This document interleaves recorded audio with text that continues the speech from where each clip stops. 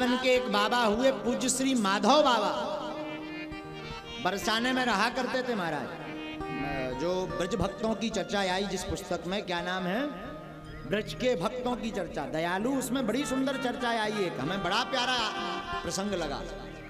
वृंदावन के महाराज एक बाबा हुए जिनका नाम था माधव दास।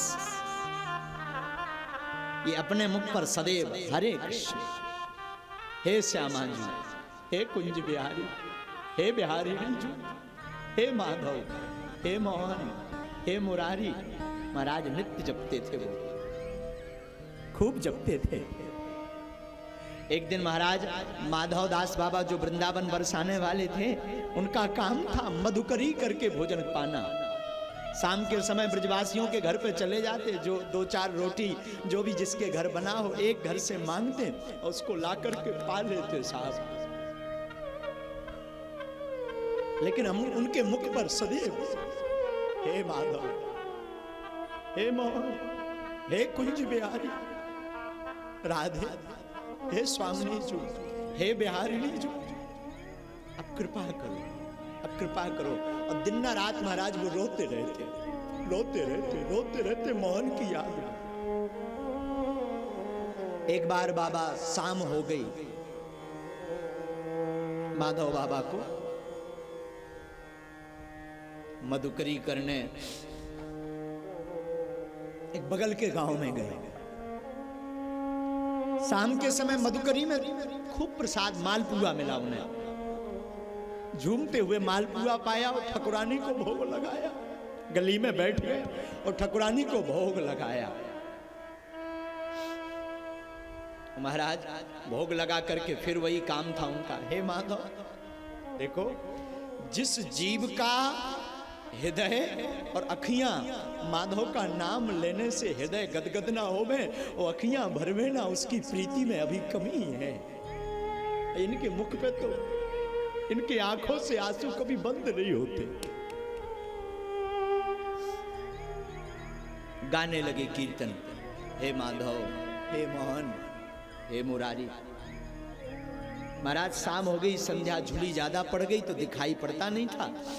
तो महाराज अब ये शाम के समय वापस झोपड़ी में गए। वहां लता पताओं के बीच में, देखो फक्कड़ तो फक्कड़ होते साहब, साधु तो साधु होता, उनका तो अंबर ही घर छत होता है, अंबर आसमान ही उनका छत होता। लता पताओं में आ गए। रास्ते में महाराज एक विषैले नाग ने डस लिया।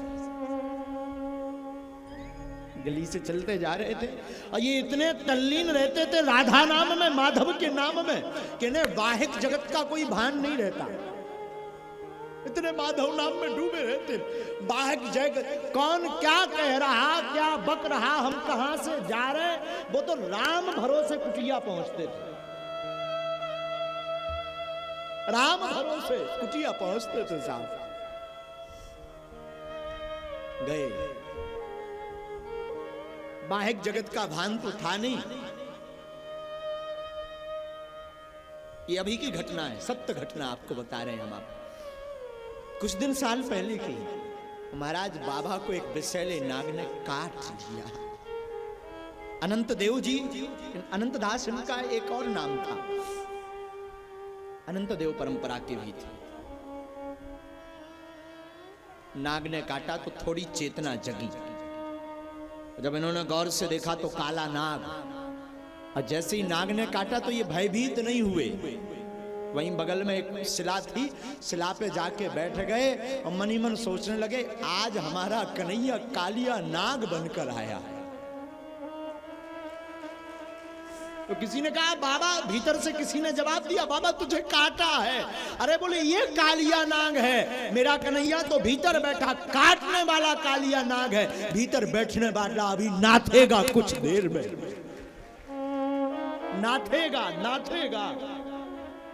महाराज ये पत्थर की शिला पर बैठ करके इतने तल्लीन हो गए कीर्तन में कि हे माधव, हे मोहन, हे मुरारी, हे कुंज बिहारिणी, किशोरी, हे किशोरी। अब और मन लगने लगा और 2.5 दिन तक इन्हें होश नहीं रहा कि कितना कीर्तन गाया। 2.5 दिन बाद जब आए थोड़ी सी चेतना में, तो झाड़ पाड़ में वहां कोई आता जाता तो था नहीं, खुद से चेतना आई, भजन से बाहर निकले। तब इन्हें पता लगा कि हम तो 2 दिन से हम झोपड़ी गए ही नहीं, ठाकुर जी में ही रखे। बाबा ने अपने शरीर को देखा, जब निशान को देखा तो महाराज जिस नाग ने काटा था, भगवान नाम की ये महिमा कि वो नाग सामने बैठा बैठा उसके अश्रुपात हो रहे थे, और बाबा सामने देख रहा, और बार बार वो फन से फुसकारते हुए बार बार बाबा को वही नाग प्रणाम कर रहा था। बाबा रो दिए, रोते हुए बाबा कहते हैं माधव तूने नाथ दिया, तूने नाथ दिया, नाथ दिया। और महाराज ये जितने वर्ष तक जीवित रहे, उस दिन के बाद फिर उन्होंने मधुकरी भी छोड़ दी। बोले अब आज से हम मधुकरी भी नहीं लेंगे, जो आ जाएगा तो पाएंगे, नहीं तो गोविंद अपने आप पवाएगा, नहीं तो जल्दी शरीर छूटे तो और अच्छा।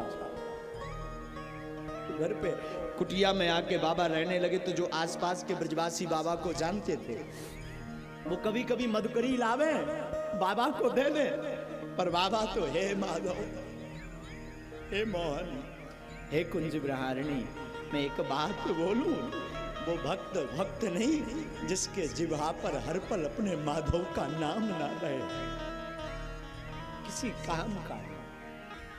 साधु आपको भी संसार के प्रत्येक नाग से बचना है। आजकल काले नागों से ज्यादा ये बिना दांत दिखने वाला, बिना फुसकारने वाला नाग बड़ा खतरनाक है। मानव इससे बचना है तो हरि नाम जपो साहब, हरि नाम जपो। इस संसार में जितने मुंह वाले दिख रहे ना, ये तब तक प्रेम करेंगे, स्वार्थ लाग करे सब प्रीति, तब तक अपना मानेंगे जब तक तुम इसके कुछ काम के लायक हो। और ये तो और खतरनाक है, नाग काटता है तो पहले फूंसता है, फुफकारता है। ये मुंह वाला आदमी रूपी नाग इतना खतरनाक है, ये फुफकारता नहीं है, सीधा काट देता। डेड होने के बाद पता लगता कि आदमी रूपी नाग